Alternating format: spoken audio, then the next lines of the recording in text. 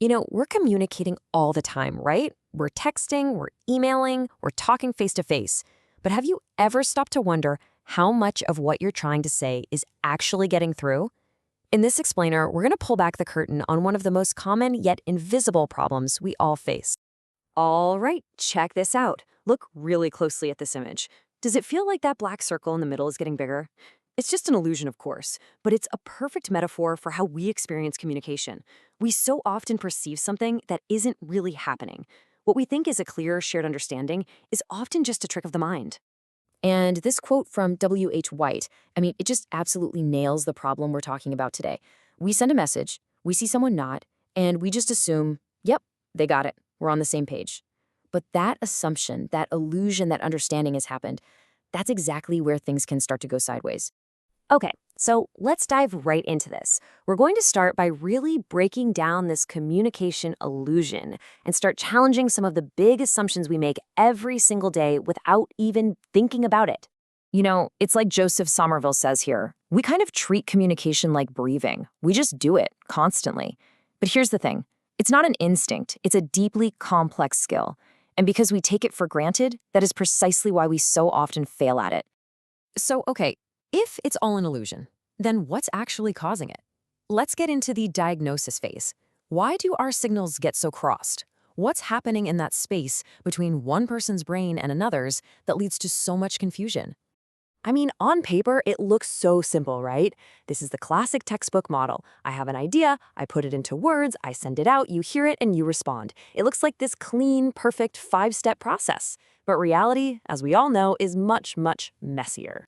Because at every single one of those simple steps, these barriers can just pop up out of nowhere, using jargon your audience doesn't get, having different cultural norms, or even just being stressed out or angry. Any of these things can completely warp the message. These are the bugs in the system. So, how do we start to fight those bugs? Well, one of the most powerful tools we have is emotional intelligence, or EQ. It's really about being aware of your own emotions and being empathetic to what others might be feeling. It's what allows you to pause, to kind of read the room, and choose a response so your message actually lands the way you want it to. Think of it as the difference between reacting with, "That's a terrible idea," and asking, "Hey, can you walk me through your thinking on that?" One just shuts down the conversation, the other opens it right up. Now, this is such a key distinction. Hearing is just, sound waves hitting your eardrum. It's totally passive. But listening is an active sport. It's about actually focusing, interpreting, and trying to truly understand the meaning behind the words. Real communication demands active listening. And hey, this isn't just some abstract idea. When students were surveyed about this, almost 60% said their single biggest challenge was public speaking. And where does that anxiety come from? It's the fear that our message won't be understood. It's the fear that the illusion will break down right there in front of everyone. Okay, so we've looked at the personal barriers, but what about the really big ones? The ones that are so huge we often don't even see them. To understand those, we have to zoom out and look at the wider context of diversity, equity, and inclusion, because this is where that communication illusion is often at its absolute strongest. First up, diversity. And really, this just refers to the simple reality that we are all different. The communication illusion thrives when we forget this, when we just assume that everybody thinks like us, talks like us, and has the same experience as we do. Just recognizing diversity is the very first step to shattering that assumption. And this slide, wow, this is a brilliant way to see the difference between equality and equity. So on the left, you've got equality. Everyone gets the same sized box to see over the fence. Seems fair, right? But it doesn't actually create a fair outcome. On the right, you see equity. Each person gets the specific support they need to see over the fence. It's not about giving everyone the exact same thing. It's about creating the same opportunity for everyone to receive the message. So let's put it together. If diversity is the reality and equity is the goal, then inclusion is the action.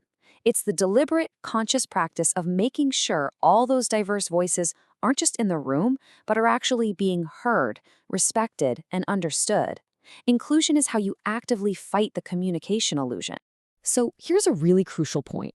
None of us is just one thing. This is this idea called intersectionality. Our identities are made up of all these overlapping factors: our gender, our age, where we're from, our experiences. And all these different pieces intersect to create our own unique worldview. Let's make this real for a second. Imagine a student who moves to a new country for university. Her experience isn't defined by just one thing, right?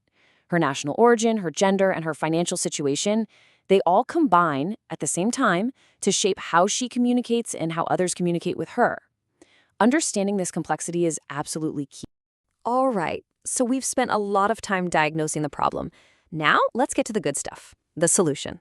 Let's look at a practical toolkit that you can start using right away to build better understanding and have more civil, productive conversations. You know, a huge chunk of our lives happens online, where tone and context get lost so easily.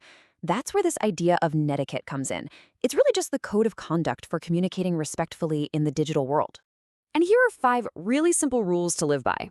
Avoid typing in all caps. It just feels like you're shouting. Choose your words carefully, because nobody can see your facial expression or hear your tone. And hey, if there's a misunderstanding, just apologize. These simple rules can prevent so many digital arguments. And really, what all of this comes down to is this idea of civility. And civility is not about always agreeing with each other. It's about showing respect and empathy even when you disagree. Civility is the foundation that allows us to have productive dialogue instead of just destructive arguments. And this table here is a super handy guide for having healthier debates. For instance, avoid that ad hominem fallacy. That just means you should attack the argument, not the person who's making it. And don't fall for the appeal to tradition by just saying, well, we've always done it this way. Instead, actually question if that old way is still the best way. And let's not forget what's at stake here. As James Thurber warns us, a single false or misunderstood word can lead to disaster. Getting this stuff right, it isn't just a nice-to-have skill, it's absolutely essential. So, we'll end with this thought. True communication isn't about winning an argument or just getting your point across. It's about creating shared understanding. And the real question I want to leave you with is this. Who in your life, at work, at home, in your community, will you make an extra effort to truly understand this week?